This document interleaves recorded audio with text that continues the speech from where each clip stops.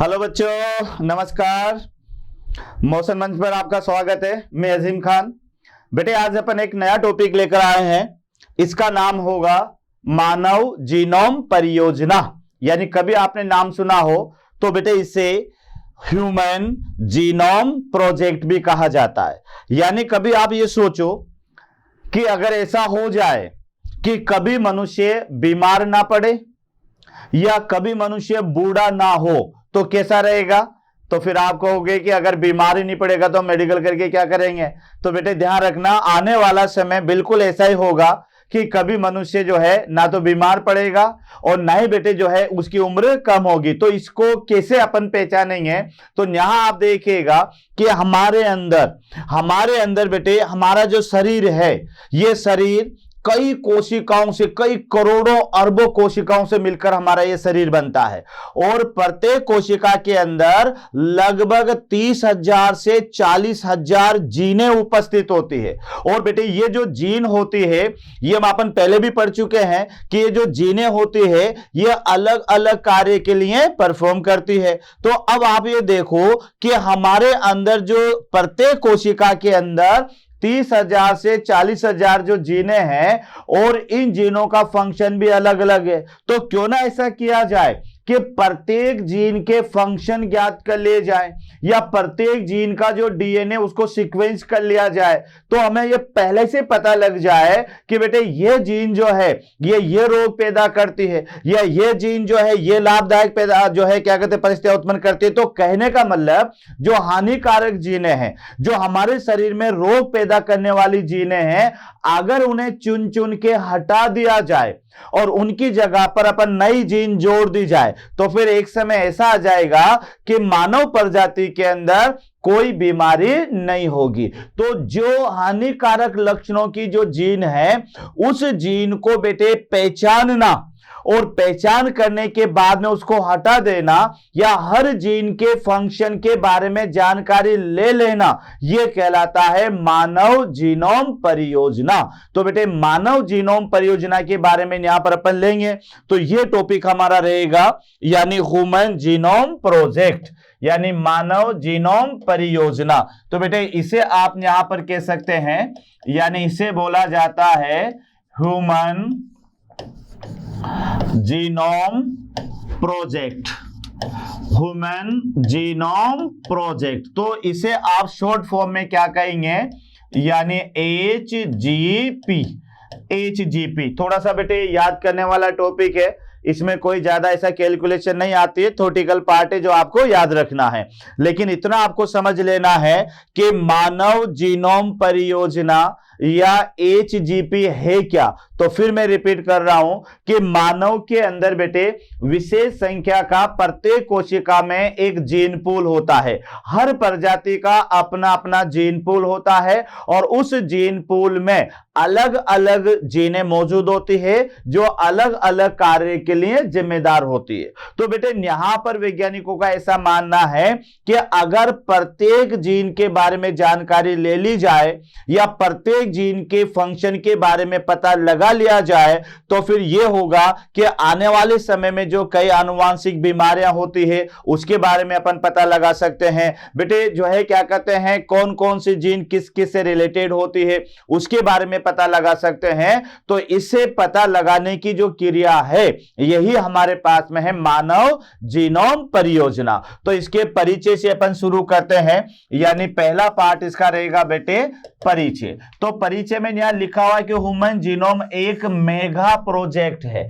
यानी ये आपको याद रखना है बेटे एक बहुत बड़ा प्रोजेक्ट है ये और बहुत ही खर्चीला प्रोजेक्ट है और इसमें कई बिलियन डॉलर खर्च होते हैं। बेटे ध्यान रखना ये इतना आसान नहीं है कि अपन ने किसी जीन के बारे में, बेटे एक कोशिका में 30,000 से 40,000 जीन है और उन जीनों के नाइट्रोजन बेस और उनके बारे में उस डीएनए को सीक्वेंस करना और ऐसे लाखों करोड़ों कोशिकाओं की जीन, तो ये एक तो बहुत लंबा समय है, बहुत खर्चीली विधि है बेटे, बहुत व्यापक विधि है। तो ह्यूमन जीनोम प्रोजेक्ट जो है ये एक प्रकार का बहुत बड़ा प्रोजेक्ट माना जाता है जिसे आप क्या कहेंगे मेगा प्रोजेक्ट कहेंगे। तो HGP एक प्रकार का बेटे मेगा प्रोजेक्ट है। उसके बारे में फिर देखो कि इसकी शुरुआत कब हुई, तो बेटे याद रखना इसकी जो शुरुआत हुई वह 1990 में हुई। और कहां पर, मानव जीनोम के अनुक्रमों को पता लगाया गया। यानी ध्यान रखना बेटे, ह्यूमन जीनोम तकनीकी की जो शुरुआत हुई 1990 में, मानव जीनोम के क्रमों का पता लगाने के लिए इस तकनीकी की शुरुआत हुई। यानी फिर मैं रिपीट कर रहा हूं, यानी मानव के जीनोम, ये याद रखना बेटे, ये याद रखना, मानव के जीनोम का अनुक्रम, यानी अनुक्रम का माने होगा सीक्वेंस। तो पहले तो ये याद करो बेटे, जीनोम होते क्या हैं। जीनोम क्या होते हैं कि किसी कोशिका में मौजूद अगुणित गुणसूत्रों की संख्या, ये जीनोम कहलाती है। तो ये थोड़ा ध्यान रख लें बेटे, यानी यहां पर अगर आपसे पूछे कि जीनोम क्या है, जीनोम, तो जीनोम आप याद रख लें, यानी अगुणित गुणसूत्रों की संख्या, अगुणित गुणसूत्रों की संख्या, अगुणित गुणसूत्रों की संख्या। तो ये संख्या बेटे कहलाती है जीनोम। और उन अगुणित गुणसूत्रों में हजारों की संख्या में जीन होगी और उस कोशिका का एक जीन पूल होगा। तो इस तकनीकी के माध्यम से 1990 में, यानी 1990 में बेटे, मानव के जीनोम के सीक्वेंस करने के लिए या मानव के जीनोम को एक अनुक्रमण प्राप्त करने के लिए इस तकनीकी का उपयोग किया गया। तो याद रखना बेटे, एक तो ये मेगा प्रोजेक्ट है, ये आपको याद रखना है। और दूसरा आपको याद रखना है कि ये जो तकनीकी है ये 1990 से शुरू हुई यूएसए में। अभी बताऊंगा बेटे कि किस संस्था के साथ में मिलकर इस तकनीकी की शुरुआत हुई। तो ये तकनीकी 1990 में शुरू हुई और इस तकनीकी के माध्यम से मानव के जो जीनोम का सीक्वेंस है वह किया गया। तो याद रखना कि इस तकनीकी के माध्यम से क्या होगा बेटे, कि मानव के जो जीनोम के अनुक्रम का पता लगाने के लिए इस तकनीकी का उपयोग किया। अब ये तकनीकी जो सबसे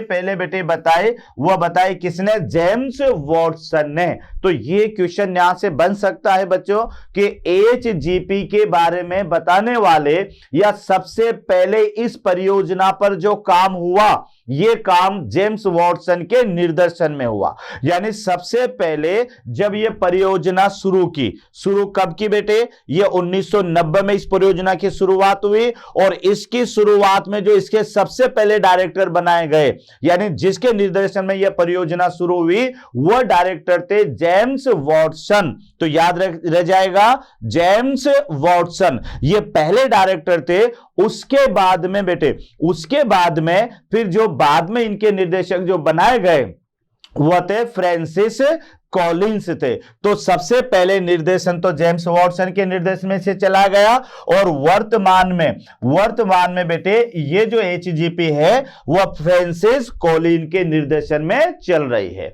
तो एक बार और आप यहां पर देख ले कि बेटे HGP ये मेगा प्रोजेक्ट है, बड़ा प्रोजेक्ट है। ये बेटे इतना आसान नहीं है कि 2-5-10 दिन में पूरा हो जाए। एक तो समय इसमें लंबा लगता है और साथ में बहुत ही खर्चीली भी विधि है बेटे, इतना आसान नहीं है। कई बिलियन डॉलर इस परियोजना में लगाए जाते हैं। तो ये मेगा प्रोजेक्ट कहलाता है।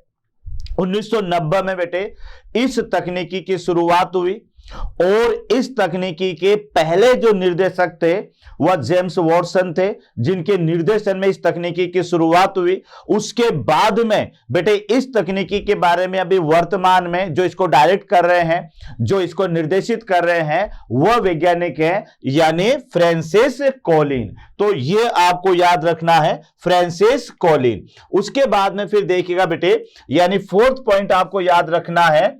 फोर्थ पॉइंट आप देखिएगा कि इसमें क्या हुआ कि बेटे वैज्ञानिक जो है यहां पर मानना है कि यदि मनुष्य के सभी जीनों का पता लगा लिया जाए तो पहले से ही मनुष्य में होने वाली बीमारियां और उसकी जैविक क्रियाओं के बारे में पता लगाया जा सकता है। यही मैं आपको शुरुआत से बता रहा हूं बेटे कि वैज्ञानिकों का ऐसा मानना है कि यदि मनुष्य के अंदर जितनी भी जीनें मौजूद हैं, मनुष्य के अंदर जितनी भी जीनें मौजूद हैं, अगर हर जीन को सीक्वेंस कर लिया जाए या हर डीएनए का अनुक्रम का पता लगा लिया जाए तो भविष्य में आने वाली जो बीमारियां हैं या जो उसकी जैविक क्रियाएं हैं उनके बारे में पता लगाया जा सकता है। तो ये आपको याद रखना है कि जैसे मैंने शुरुआत में कहा था, क्यों नहीं ऐसा हो जाए कि मनुष्य कभी बीमार ना पड़े। तो बिल्कुल हो सकता है बच्चों ऐसा। कैसे? कि जिस दिन यह परियोजना पूरी हो जाएगी उस दिन मनुष्य के सारे जीनों के बारे में पता लगा लिया जाएगा, तो जो हानिकारक जीन होगी उसे हटा दिया जाएगा हमारे जीन पूल से और उस हानिकारक की जगह लाभदायक जीन को जोड़ दिया जाएगा, तो फिर कभी मानव बीमार नहीं पड़ेगा। तो बेटे इस परियोजना का काम क्या है कि वैज्ञानिकों का मानना है कि यदि सभी जीनों का पता लगा लिया जाए तो फिर क्या होगा कि मनुष्य पहले से ही होने वाली बीमारियां या उनकी जैविक क्रियाओं के बारे में पता लगाया जा सकता है। तो एक तो यह आपको याद रखना है। दूसरा आपको याद रखना है बेटे कि मनुष्य में सभी जीनों का पता लगाना आसान नहीं है। यह आपको याद रखना है कि यह परियोजना मेगा प्रोजेक्ट है और बेटे कोई मेगा प्रोजेक्ट होता है तो वह बहुत बड़ा प्रोजेक्ट होता है, याद रखना। तो ये जो मेगा प्रोजेक्ट है इसमें इतना आसान नहीं है कि आज अपन कोशिका ली और अपने सारी जीनों का पता लगा लिया। तो इस सभी मनुष्य के जो जीनोम है उस जीनोम को पता लगाना आसान नहीं है, क्योंकि मनुष्य का शरीर असंख्य कोशिकाओं से मिलकर बना होता है। क्योंकि कोई एक कोशिका नहीं है, हमारा शरीर शुरुआत होती है एक कोशिका से और बेटे उस एक कोशिका से बाद में यह हमारा पूरा शरीर बनता है। तो यह क्रिया किसके माध्यम से होगी? कोशिका विभाजन के माध्यम से। और जब यह पूरा शरीर बन जाता है तो शरीर में असंख्य न्यूमेरस की संख्या में कोशिकाएं होती है और प्रत्येक कोशिका में भी आपको मैं बताऊंगा कि लगभग 31,000 से 39,000 यानी 40,000 के लगभग जीनें पाई जाती है। और फिर प्रत्येक कोशिका में बेटे इतनी जीन है और फिर प्रत्येक जीन के बारे में पता लगाना तो यह कोई आसान बात नहीं होगी, याद रखना। तो यह आपको याद रखना है कि मनुष्य के जीनोम का पता लगाना आसान नहीं है। कारण क्या बताया? कारण यह है कि मनुष्य का जो शरीर होता है यह असंख्य कोशिकाओं से मिलकर बना होता है, न्यूमेरस कोशिकाओं से मिलकर यह बना होता है। और फिर आप यहां पर देखें कि मनुष्य की प्रत्येक कोशिका में, यह याद रखना बेटे, मनुष्य की प्रत्येक कोशिका में 31,000 से 39,000 जीनें पाई जाती है। यह भी थोड़ा सा याद रखना। यह क्वेश्चन भी कई बार आता है कि जो मनुष्य की कोशिका होती है, तो बेटे मनुष्य की कोशिका में यानी प्रत्येक कोशिका में 31,000 से 39,000 जीनें उपस्थित होती है और इसे कहते हैं जीन पूल। ये जीन पूल होता है बेटे। तो जीन पूल क्या है? यानी यहां आप याद रख सकते हैं बेटे जीन पूल, तो किसी भी जाति का अपना अपना जीन पूल होता है। तो जीन पूल का मतलब होता है कोशिका में उपस्थित कुल जीन या समस्त जीन, कोशिका में उपस्थित समस्त जीन, कोशिका में उपस्थित समस्त जीन, ये कहलाते हैं जीन पूल। अब आपने बेटे कभी इवोल्यूशन में पढ़ा हो तो ये जो जीन पूल की जो आवृत्ति है ये बढ़ती भी रहती है, घटती भी रहती है। तो यहां पर इसमें 3-4 क्रियाएं हैं, जैसे इमिग्रेशन है या एमिग्रेशन है। तो ये जो प्रवासन होते हैं ना बेटे, अगर कोई जनसंख्या किसी जनसंख्या में आकर मिलती है, इसको इमिग्रेशन कहेंगे, तो वहां पर जीनों की संख्या बढ़ेगी। लेकिन अगर किसी जनसंख्या से कोई जानवर या जनसंख्या बेटे वहां से उसके सदस्य जाते हैं यानी एमिग्रेशन, तो वहां पर जीन पूल की आवृत्ति कम होती है। तो जीन पूल क्या होता है कि किसी भी कोशिका में मौजूद समस्त जीनों की जो संख्या है यह संख्या कहलाती है जीन पूल। तो बच्चों याद करो, मानव के अंदर या मानव की कोशिका का जो जीन पूल होगा उस जीन पूल में कितनी कोशिकाएं मतलब जीनें होगी? तो बच्चों याद रखना उसमें आपके सामने जीने आएगी 31,000 से 39,000, यानी लगभग आप कह सकते हो बेटे कि 30,000 से 40,000 जीने हमारी प्रत्येक कोशिका के जीन पूल में पाई जाएगी। तो एक बार अपन रिपीट कर ले कि यहां आप देखो बेटे, मैंने बताया कि वैज्ञानिकों का मानना है कि अगर मनुष्य के जीनों का पहले से ही अपन पता लगा ले, या मनुष्य की जो जीन है उन सभी जीनों को अपन सीक्वेंस्ड कर ले, उनको अनुक्रमित अपन कर ले, तो फिर क्या होगा कि मनुष्य में होने वाली जो बीमारियां हैं या मनुष्य में होने वाली जितनी भी जैविक क्रियाएं हैं, तो उन क्रियाओं के बारे में पता लगाया जा सकता है। तो एक तो ये आपको याद रखना है। दूसरा याद रखना बेटे, लेकिन ये कोई आसान काम नहीं है कि चलो बटन दबाया पता लग गया कि मनुष्य की कौन सी जीन में कौन से कार्य परफॉर्म करते हैं। ये एक आसान कार्य नहीं है।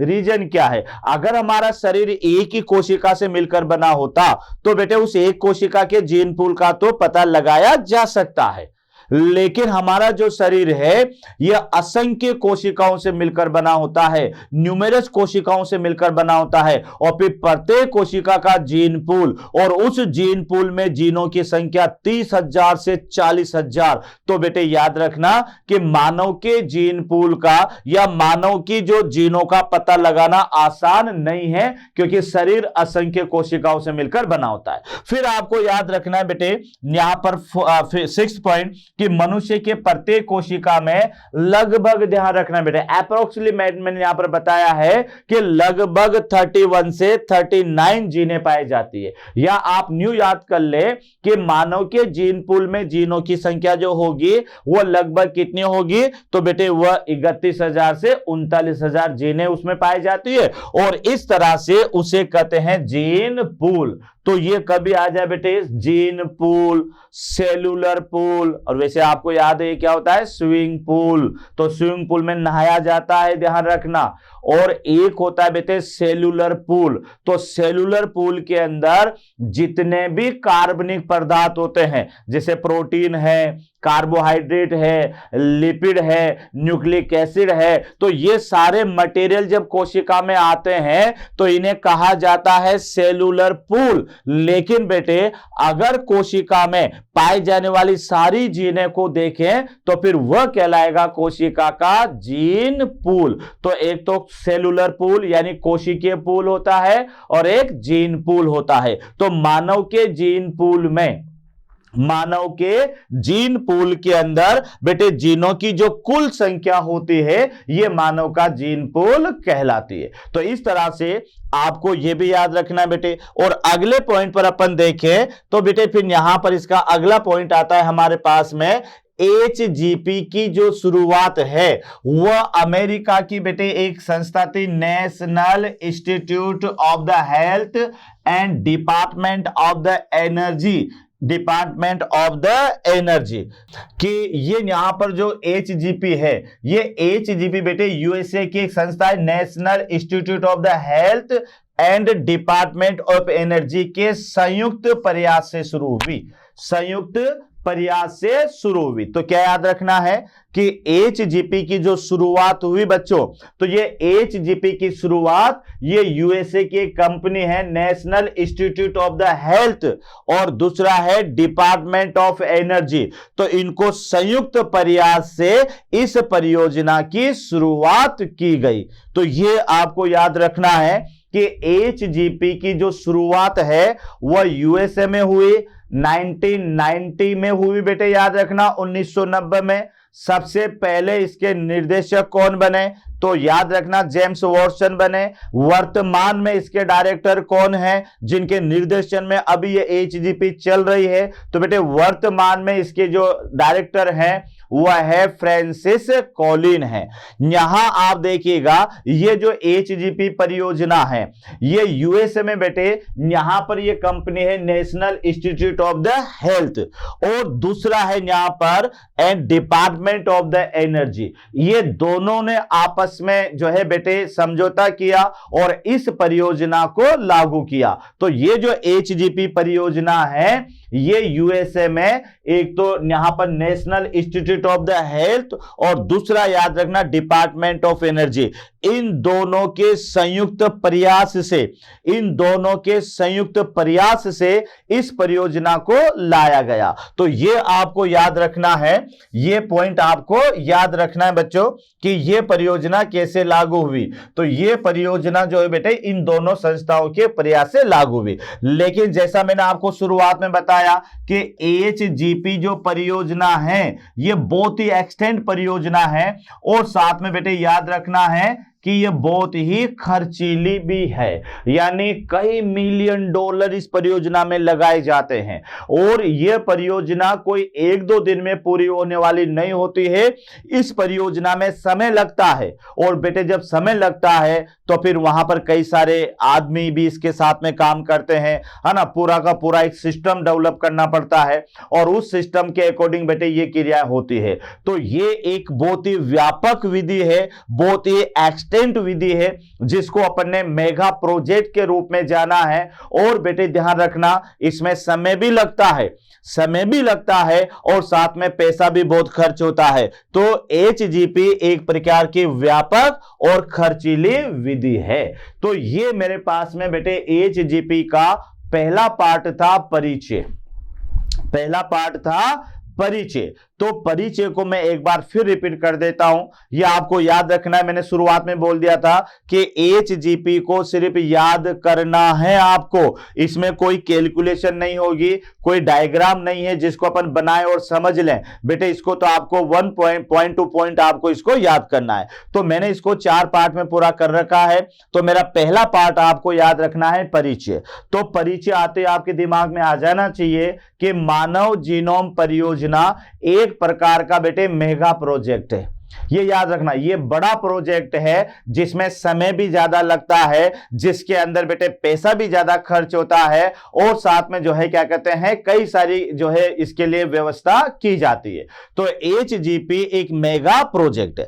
अब एचजीपी की जरूरत क्यों पड़ी? तो मैंने आपसे क्या कहा, अगर बेटे अपन ये चाहे या अपन ये सोचे कि मनुष्य कभी बीमार ना पड़े, अपन ये सोचे कि मनुष्य कभी बूढ़ा ना हो, तो अपन हंसेंगे अभी कि यार ऐसा भी हो सकता है क्या? लेकिन हो सकता है बेटे ऐसा, क्योंकि हमें बूढ़ा बनाने वाली जीन, हमारे अंदर रोग पैदा करने वाली जीन, ये हमारी बॉडी के अंदर ही प्रेजेंट होती है और यही सक्रिय होकर हमारे रोग पैदा करती है।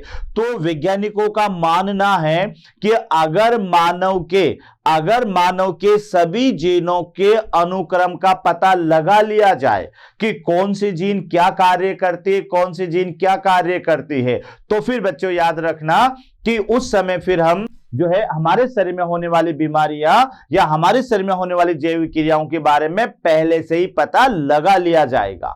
उसी तरह से याद रखना, लेकिन फिर मैंने आपसे बताया बेटे ये एक तरीका आसान नहीं है।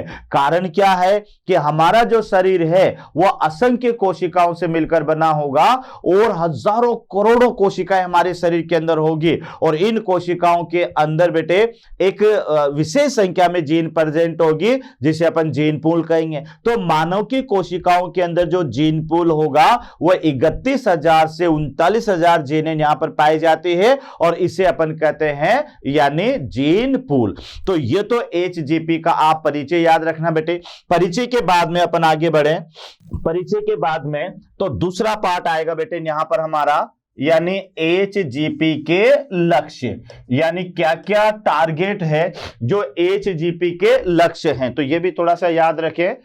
तो एचजीपी के लक्ष्य में मेरा पहला लक्ष्य बेटे मनुष्य के डीएनए की सभी जीनों का पता लगाना, यानी इन्हें क्या करना बेटे, जीनों को सीक्वेंस्ड करना, जीनों को सीक्वेंस्ड करना। यानी याद रखिएगा पहला टारगेट तो यही होगा एचजीपी का, है ना। पहला टारगेट क्या होगा कि मानव के अंदर जितनी भी जीनें हैं उनका पता लगाया जाए कि कौन कौन सी जीन कौन कौन सी कोशिका के अंदर मौजूद होती है। तो एचजीपी का पहला गोल है, पहला टारगेट है कि मनुष्य के डीएनए की सभी जीनों का पता लगा लिया जाए। तो बेटे इसको कहा जाता है डीएनए सीक्वेंस्ड, इसको कहा जाएगा डीएनए सीक्वेंस्ड यानी डीएनए का अनुक्रमण। तो ये आपको याद रखना है। दूसरा दूसरा टारगेट इसका यह है बेटे कि मनुष्य का डीएनए के 3 बिलियन बेस पेयर को सीक्वेंस्ड करना।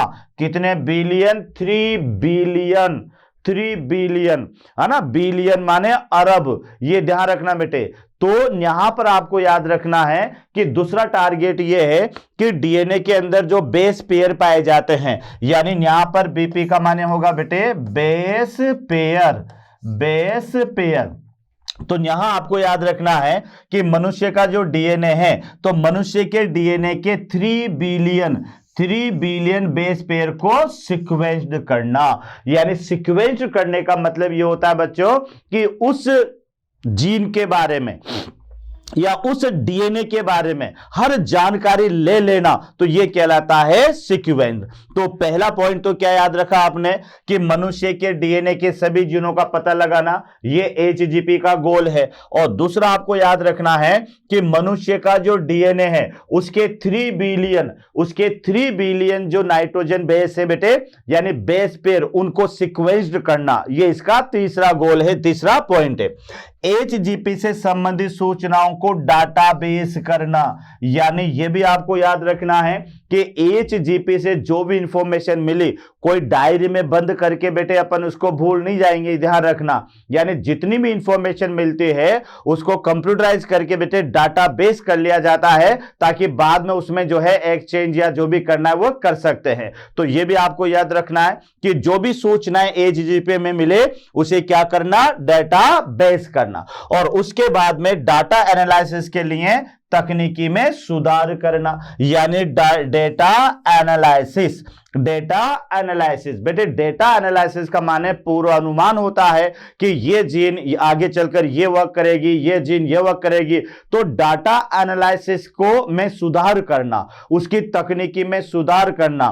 भाई ऐसा नहीं है कि केवल यहां पर अपन जीनों का पता लगाकर ही रह जाए। जिस तकनीकी के माध्यम से अपन पता लगाएंगे उस तकनीकी में समय समय पर सुधार होना चाहिए, समय समय पर सुधार होना चाहिए। तो बेटे ये एचजीपी के लक्ष्य हैं, ये एचजीपी के टारगेट है, जैसे कि मनुष्य के डीएनए के सभी जीनों का पता लगाना, ये आपको याद रखना है। उसके अलावा मनुष्य के डीएनए के 3 बिलियन, याद रखना बेटे, मनुष्य के डीएनए के 3 बिलियन जो बेस पेयर है उन्हें सीक्वेंस करना। और बेटे यहां पर जो एचजीपी से संबंधित सूचनाएं मिले उनको डेटाबेस तैयार करना, और फिर डेटाबेस के लिए जो डेटा एनालिसिस किया जाए उसकी तकनीकी में सुधार करना। तो इस तरह से ये 4 बिंदु हैं जो आपको याद रखना है कि ये एचजीपी के लक्ष्य हैं या एचजीपी के गोल है। उसके बाद में बेटे तीसरे नंबर पर आप आएंगे, तो तीसरे नंबर पर है कि एचजीपी की विधि, यानी एचजीपी कैसे की जाएगी, यानी क्या करना होगा इस एचजीपी के अंदर। तो एचजीपी की विधि में सबसे पहला है बेटे कि जो डीएनए के अनुक्रम होते हैं, यानी सीक्वेंस के लिए कोशिका के डीएनए को पृथक करना, कोशिका के डीएनए को पृथक करना। यानी यहां पर क्या है कि सबसे पहले तो ये सेल है और सेल के अंदर बेटे ये न्यूक्लियस होता है। तो सबसे पहले तो ये होगा कि इस कोशिका से डीएनए को निकाला जाएगा। तो विधि में आपको ये पहला पॉइंट याद रखना है कि बेटे सबसे पहले क्या किया जाएगा कि जिस कोशिका को अपन को सीक्वेंस्ड करना है या जिस कोशिका के डीएनए को सीक्वेंस्ड करना है, तो उस कोशिका से सबसे पहले अपन डीएनए को अलग करेंगे, डीएनए को पृथक करेंगे। तो इस एचजीपी की विधि का पहला पॉइंट रहेगा कि कोशिका के डीएनए को पृथक कर दिया जाता है और साथ में फिर उसके छोटे छोटे टुकड़े भी कर दिए जाते हैं। इस तरह से यहां पर इसको छोटे छोटे टुकड़ों में तोड़ दिया जाता है। तो ये पहला बिंदु आपको याद रखना है कि पहले जिस कोशिका के लिए अपन को सीक्वेंस करना है उस कोशिका से डीएनए को अलग करेंगे। तो यहां पर हो गया बेटे डीएनए पृथक, डीएनए पृथक। तो सबसे पहले कोशिका से डीएनए पृथक करेंगे और पृथक डीएनए को रेस्ट्रिक्शन एंडोन्यूक्लियेज एंजाइम, रेस्ट्रिक्शन एंडोन्यूक्लियेज एंजाइम से बेटे छोटे छोटे टुकड़ों में उसको तोड़ देंगे। ये पहली विधि का पहला पॉइंट आपको याद रखना है। दूसरे नंबर पर आपको क्या याद रखना है बच्चों कि आवश्यक डीएनए खंड को किसी वाहक डीएनए के साथ जोड़कर उसे होस्ट सेल में प्रवेश कराया जाएगा। जैसे यहां पर कि ये डीएनए बेटे यहां पर निकाला और ये दूसरा डीएनए है, ये डीएनए है। अब ये तो है सीक्वेंस डीएनए, ये है वाहक डीएनए और इसको किसी होस्ट सेल के अंदर इंटर करवा दिया जाता है, किसी होस्ट सेल के अंदर इंटर करवा दिया जाता है। तो सबसे पहले ये वाला जो डीएनए है ये क्लोनिंग डीएनए या इसे आप कह सकते हो वाहक डीएनए, ये वाहक डीएनए और जिसके अंदर इसको इंटर करवाया जाएगा बच्चों तो ये होगी होस्ट सेल, होस्ट सेल। तो ये आपको यहां रखना है कि जो डीएनए का जो आवश्यक खंड है उसे पहले किसी क्लोनिंग डीएनए के साथ जोड़ा जाएगा और क्लोनिंग डीएनए के साथ जोड़ने के बाद फिर उसे किसी पोषक कोशिका में प्रवेश करा दिया जाएगा। अब यहां आपको याद रखना है बेटे जो क्लोनिंग डीएनए है उसके लिए आप यहां पर आर्टिफिशियल बैक्टीरिया या आर्टिफिशियल ईस्ट क्रोमोसोम का उपयोग करेंगे जिसको बाक और याक कहेंगे, अभी बताऊंगा बेटे मैं आगे। और होस्ट सेल के लिए पोषक कोशिका के लिए इस जो लिया जाएगा वो एक तो बैक्टीरियल सेल को लिया जाएगा या फिर बेटे लिया जाएगा किसी ईस्ट सेल को। तो यहां आप देखें कि होस्ट सेल को यानी पोषक कोशिका, ध्यान रखना बेटा होस्ट सेल का माने होती है यानी पोषक कोशिका, पोषक कोशिका। तो ये ध्यान रखना होस्ट है। और वाहक डीएनए का माने तो आपको याद होगा इसे कि वाहक डीएनए वो होता है बेटे जिसके माध्यम से किसी डीएनए को एक सजीव से दूसरे सजीव में स्थानांतरित किया जाता है। तो यहां आपको क्या करना है विधि में, वापस रिपीट करो। तो विधि में पहला पॉइंट क्या याद करना है बच्चों कि सबसे पहले जिस कोशिका को सीक्वेंस करना है उस कोशिका से डीएनए को पृथक करेंगे और पृथक डीएनए को छोटे छोटे टुकड़ों में तोड़ लेंगे। यह विधि का पहला पॉइंट याद रखना। दूसरा पॉइंट आपको क्या याद रखना है कि एक विशेष पृथक किए गए खंड को वाहक डीएनए के साथ किसी पोषक कोशिका में प्रवेश करा दिया जाएगा। तो यहां आपको दो पॉइंट याद रखना है कि एक तो वाहक डीएनए क्या होगा, कौन से किसके रूप में अपन वाहक डीएनए को लेंगे, और एक पोषक सेल क्या होगी। तो पोषक सेल तो वह होती है जिसमें किसी डीएनए को प्रवेश करवाया जाता है। तो बेटे यहां पर पोषक सेल के रूप में एक तो आप क्या लोगे बैक्टीरिया यानी जिसे आप कहोगे जीवाणु बैक्टीरिया, और एक बेटे ईस्ट होती है। ये ईस्ट क्या है, एक प्रकार की कवक है। ईस्ट क्या है, कवक है। तो पोषक कोशिका के रूप में किसी जीवाणु या फिर किसी कवक या ईस्ट कोशिका का प्रयोग किया जाता है। तो यहां आप देख लें विधि। तो विधि में बेटे पहला पॉइंट क्या है कि जिस कोशिका को अपन को अनुक्रम बनाना है तो उस कोशिका के डीएनए को पृथक करेंगे और पृथक डीएनए को छोटे छोटे टुकड़ों में तोड़ देंगे। यहां तक क्लियर। दूसरे नंबर पर याद रखना बेटे कि जो छोटा टुकड़ा है या आवश्यक डीएनए है उसको किसी वाहक डीएनए के साथ में बेटे पहले जोड़ा जाएगा। इस तरह से जैसे यहां पर है, ये तो है बेटे वाहक डीएनए और ये है आवश्यक डीएनए। ये यहां पर है आवश्यक डीएनए या जो है मेन डीएनए। तो आवश्यक डीएनए को किसी वाहक डीएनए के साथ में जोड़ा जाएगा और फिर इसे बेटे ट्रांसफर कर दिया जाएगा, स्थानांतरित कर दिया जाएगा किसी पोषक कोशिका में। यहां पोषक कोशिका के रूप में तो काम में लिए जाएंगे बेटे, एक तो जीवाणु काम में लिया जाएगा और एक ईस्ट कोशिका को काम में लिया जाएगा। लेकिन क्लोनिंग डीएनए के लिए या वाहक डीएनए के लिए यहां दो प्रकार की रचनाएं काम में ली जाएगी। एक तो बेटे बीएससी होगा बाक और एक याक। बाक का माने बैक्टीरियल आर्टिफिशियल क्रोमोसोम होगा और एक याक का माने होगा ईस्ट आर्टिफिशियल क्रोमोसोम। तो फिर यहां पर अगला इसका जो पॉइंट होगा, अगला पॉइंट बेटे चौथा पॉइंट होगा कि वाहक डीएनए जिसे आप कहोगे क्लोनिंग डीएनए के रूप में बैक्टीरियल आर्टिफिशियल क्रोमोसोम यानी बेटे बाक और ईस्ट आर्टिफिशियल क्रोमोसोम यानी याक का प्रयोग किया जाता है। तो ये दोनों पॉइंट आपको याद रखना है कि वाहक डीएनए के रूप में तो बेटे यानी बैक्टीरियल आर्टिफिशियल क्रोमोसोम यानी बीएससी और एक ईस्ट आर्टिफिशियल क्रोमोसोम यानी YAC। तो ये तो होंगे वाहक डीएनए या इन्हें आप कह सकते हो क्लोनिंग डीएनए। लेकिन पोषक कोशिका के रूप में जो काम में लिया जाएगा वो एक तो जीवाणु कोशिका होगी और एक इष्ट कोशिका होगी। तो ये भी अपन को याद हो गया। उसके बाद में फिर डीऑक्सी चेन टर्मिनेशन, ये याद रखना, डीऑक्सी चेन विधि द्वारा डीएनए को सीक्वेंस को विकसित करते हैं। उसके बाद में बेटे डीएनए में जो शुगर होती है उसे डीऑक्सीराइबोज कहते हैं और उसकी चेन को डीऑक्सीराइबो चेन कहते हैं। तो डीएनए की जो डीऑक्सी चेन टर्मिनेशन विधि है, इस विधि के माध्यम से डीएनए को या डीएनए के सीक्वेंस को विकसित किया जाएगा। यानी टर्मिनेशन का माने होगा बेटे यानी बाहर निकालना। तो यहां पर ये जो डीएनए होता है वह डबल स्ट्रैंड होता है, ध्यान रखना। तो डबल स्ट्रैंड की जो चेन है उसे डीऑक्सी चेन टर्मिनेशन कहते हैं। उसके माध्यम से डीएनए को सीक्वेंस किया जाएगा। फिर सीक्वेंस के बाद में क्या होगा, डीएनए के अनुक्रमों को ओवरलैपिंग के आधार पर, यह याद रखना बेटे, ओवरलैपिंग का माने होता है एक के ऊपर एक आ जाना।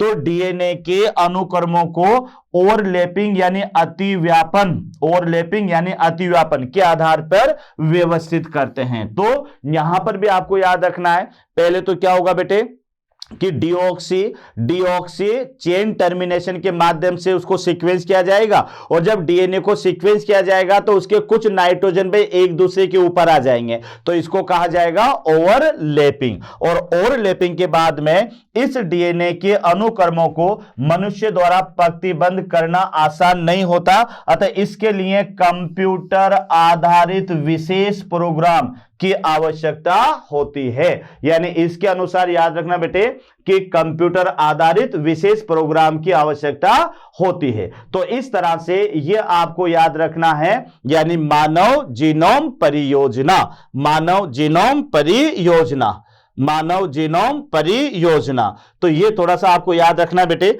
वापस मैं रिपीट कर रहा हूं कि यहां पर ये तो याद हो गया कि डीएनए के अनुक्रम को द्वारा पंक्तिबद्ध करना आसान नहीं है, तो इसके लिए अपन क्या काम में लेंगे, कंप्यूटर आधारित विशेष प्रोग्राम की यहां पर आवश्यकता होगी। बिना कंप्यूटर के ना तो हम डीएनए को सीक्वेंस कर सकते और ना ही डीएनए के डाटा एनालिसिस अपन कर सकते, तो यहां पर कंप्यूटर बेस्ड विशेष प्रोग्राम की आवश्यकता होगी। उसके बाद में बेटे आप देखो कि 2% से कम जीन प्रोटीन के अनुलेखन यानी ट्रांसक्रिप्शन क्रिया में भाग लेती है। यानी ऐसा नहीं है कि हमारे शरीर में सारी की सारी जीनें प्रोटीन बनाने में भाग ले, तो लगभग 2% से भी कम जीन है वह प्रोटीन संश्लेषण में भाग लेगी। अब यहां आप देखिएगा कि हमारे शरीर में गुणसूत्र नंबर 1, ये याद रखना बेटे, गुणसूत्र नंबर 1 में सर्वाधिक जीन है 2968 और गुणसूत्र नंबर Y में सबसे कम जीन यानी 231 उपस्थित होते। वेरी इंपॉर्टेंट क्वेश्चन याद रखना बेटे।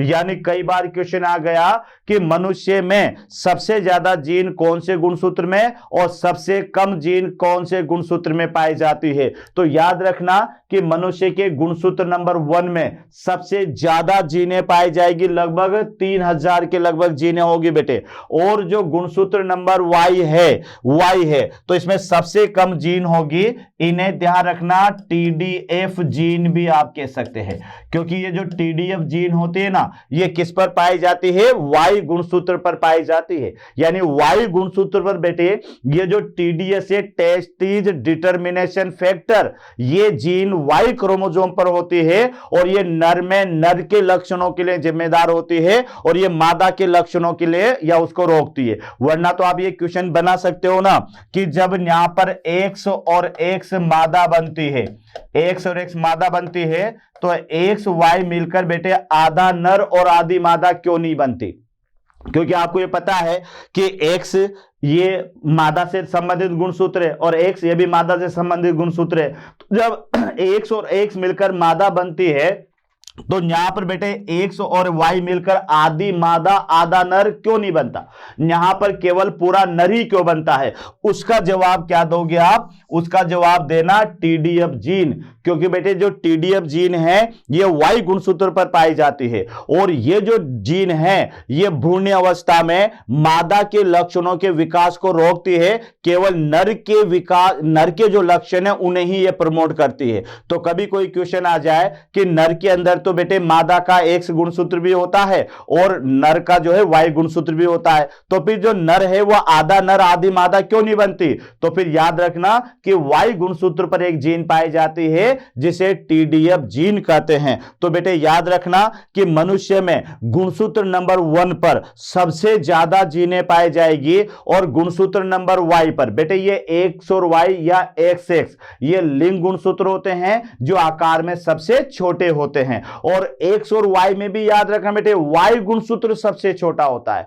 तो मानव प्रजाति के अंदर सबसे बड़ा गुणसूत्र पूछे तो गुणसूत्र नंबर 1 बताना, और सबसे छोटा गुणसूत्र पूछे तो गुणसूत्र वाई बताना। बेटे यहां तक क्लियर हुआ? उसके बाद में देखो कि वैज्ञानिकों ने यहां पर आप देखो बेटे मानव जीनोम को अधिकांश भाग पुनरावर्ती अनुक्रम यानी रिपीटेटिव सीक्वेंस का बना होता है। रिपीटेटिव सीक्वेंस का माने यह होता है बेटे कि एक जैसी जीनों का बार बार रिपीट होना, एक जैसी जीनों का बार बार रिपीट होना, तो इसको रिपीटेटिव सीक्वेंस कहा जाता है।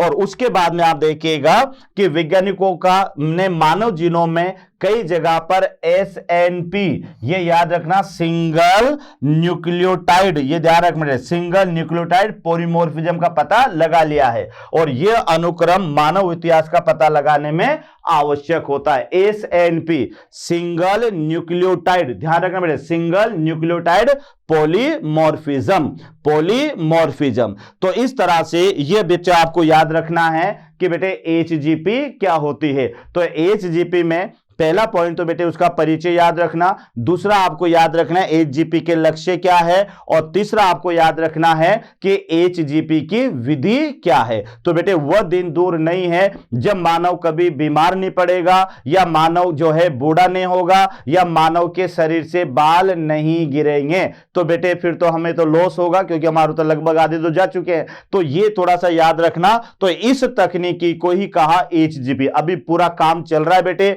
अभी मानव की पूरी जो HGP है यह पूरी नहीं हुई है। जिस दिन यह परियोजना पूरी हो जाएगी तो फिर वैज्ञानिक क्या करेंगे, वैज्ञानिक हर जीन को सीक्वेंस कर लेंगे, हर जीन के बारे में पता लगा लेंगे। तो फिर मनुष्य में होने वाली जो पहले से बीमारियां हैं उन बीमारियों का पहले से पता लगा लिया जाएगा, या कई सारे जो आनुवांशिक रोग होते हैं उनके बारे में पहले से पता लगा लिया जाएगा। तो फिर बेटे मनुष्य डिजीज फ्री होगा, यानी फिर मनुष्य कभी जो है बीमार नहीं पड़ेगा, क्योंकि जो रोग पैदा करने वाली जीनें हैं उन्हें मानव के जीन पूल से हटा दिया जाएगा और उनकी जगह पर लाभदायक जीन को जोड़ दिया जाएगा। तो फिर जो है ये परियोजना का ये मेन लक्ष्य है बेटे। तो ये था हमारे पास में यानी ह्यूमन जीनोम परियोजना, मानव जीनोम परियोजना। तो ये टॉपिक था बेटे। तो बहुत बहुत धन्यवाद आपको। मेहनत करें, अच्छा पढ़ें, अच्छा लिखें, अच्छा खाएं और अच्छा मस्त रहें। ओके बेटे, थैंक यू, धन्यवाद। आशा करता हूं हमारे टॉप एजुकेटर का यह लेक्चर आपको पसंद आया होगा। अगर पसंद आया है तो वीडियो को लाइक करिए, चैनल को सब्सक्राइब करिए और शेयर भी करिए, क्योंकि ज्ञान बांटने से बढ़ता है और सही बताऊं तो पुण्य भी मिलता है। मुझे सुनने के लिए बहुत बहुत धन्यवाद। Thank you.